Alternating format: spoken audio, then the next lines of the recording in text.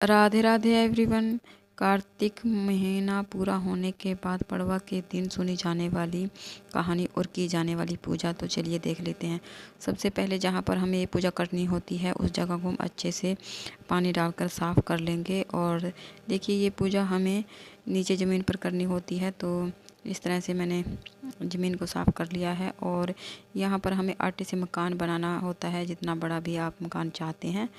तो उसके लिए सामग्री देख लेते हैं कि हमें क्या क्या चाहिए। सबसे पहले तो हमें आटा चाहिए, आटा या खील चावल जो भी आपके पास हो रख लीजिए, मकान बनाएंगे जिससे। और थोड़ा सा हमें खिचड़ी चाहिएगी चावल, और इसमें दाल डाल देंगे। और तो खील पतासे का हमें भोग लगाना होता है। साथ में हम 1 लोटा 1 गिलास जल रख लेंगे। साथ में हमें दिए चाहिएंगे अपने घर में जलाने के लिए, जितने भी आप दिए रखना चाहते हैं, 5, 7, 9, 11, 21, जितना भी आप अपने घर को प्रकाशमान करना चाहते हैं तो उतने दिए आप लगा सकते हैं। तो मैंने यहाँ पर 5 दिए लिए हैं।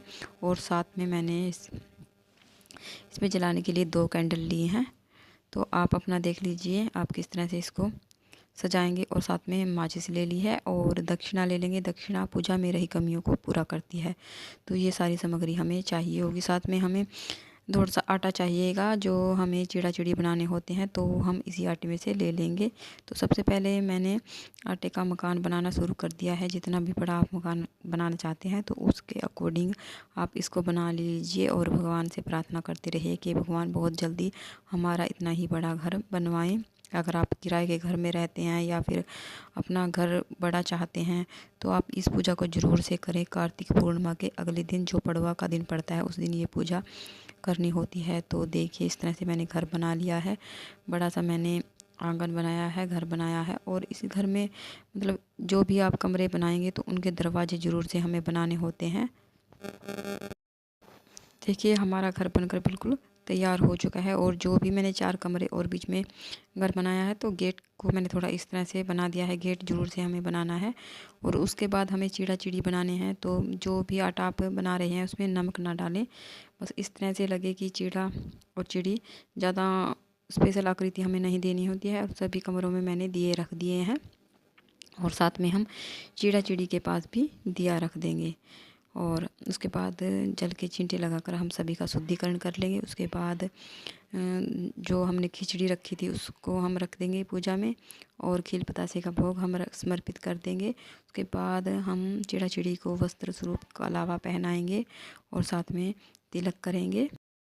सभी को तिलक कर देंगे और उसके बाद दियों को हम जला लेंगे। तो सभी दिए मैंने जोड़ दिए हैं। और साथ में जो गेट है हमारा, यहाँ पर हम मोमबत्ती जला लेंगे। अगर आप यहाँ पर दिए रखना चाहते हैं तो आप दिए रख सकते हैं। तो मैंने यहाँ पर कैंडल लगाई है, तो आप कैंडल भी लगा सकते हैं। उसके बाद हम चिड़ा चिड़ी को भोग समर्पित कर देंगे खील पतासे का। और सभी कमरों में हम खील डाल देंगे। खील धन धन्य का प्रतीक मानी गई है, तो इससे घर में बरकत आती है। तो सभी कमरों में हम खील डाल देंगे। थोड़ी थोड़ी सी खील मैंने डाल दी है सभी कमरों में अपने। तो आप इस पूजा को ज़रूर से करें अगर आप अपना घर चाहते हैं। तो ये पूजा बहुत ही महत्वपूर्ण है आपके लिए। इससे घर बनाने की जो मनोकामना है बहुत जल्दी पूर्ण होती है। तो इस तरह से हम लोगों ने पूजा कर ली है। और हाथ जोड़कर थोड़ी सी खीर हाथ में लेकर हम कथा सुनेंगे। यहाँ पर चिड़ा चिड़ी की कथा सुनी जाती है। उसका वीडियो मेरे इसी चैनल पर अपलोड है, आप वहाँ से भी कथा सुन सकते हैं। तो इसके बाद हम दक्षिणा रखेंगे। दक्षिणा पूजा में रही कमियों को पूरा करती है। और इस तरह से खील हाथ में लेकर हमें कथा सुननी होती है। तो चिड़ा चिड़ी की हम कथा सुनेंगे, साथ में गणेश जी की कथा सुनेंगे। तो इसका वीडियो मेरे चैनल पर पहले से अपलोड है, वहाँ से आप कथा सुन लें। और जो खील हाथ में है आप उसको चिड़ा चिड़ी को समर्पित कर दें। उसके बाद हाथ जोड़कर प्रार्थना करें कि हे भगवान जल्दी से आप हमारा घर बनवाएँ और हमारी मनोकामना को पूर्ण करें। और पूजा में कोई गलती हुई हो तो हमें क्षमा करें। तो इस तरह से हमारी ये पूजा संपन्न हो जाती है। उसके बाद जान लेते हैं कि हमें इस सामान का क्या करना है। तो सबसे पहले जो हमने खील पतासे का भोग लिया है, इसको हमें बच्चों में बांट देना है। जो भी आपने भोग प्रसाद रखा है, खील पतासे रखे हैं या कोई मिठाई भी रखी है, तो उसको आप बच्चों में बांट दें। उसके बाद जल का लोटा हम अगर सुबह सुनी है तो सूर्य देव को अर्घ्य दे देंगे। अगर शाम की समय सुनी है तो चंद्रमा को अर्घ दे देंगे। उसके बाद जो दक्षिणा और खिचड़ी हमने रखी है, इसको हम किसी को दान दे देंगे थोड़ी सी, और इसमें चावल मिलाकर। तो इस तरह से इसका हम दान कर देंगे। उसके बाद जब हमारे सभी दिए शांत हो जाएंगे तो उसके बाद हम इन दियों को, देखिए दिए हमारे शांत हो चुके हैं और खिचड़ी का मैंने आप लोगों को बताया है।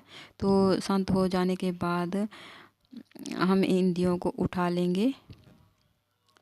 जो भोग प्रसाद है उसको तो मैंने पहले ही आप लोगों को बता दिया था कि इसको बांट देना है और खिचड़ी को दान देना है।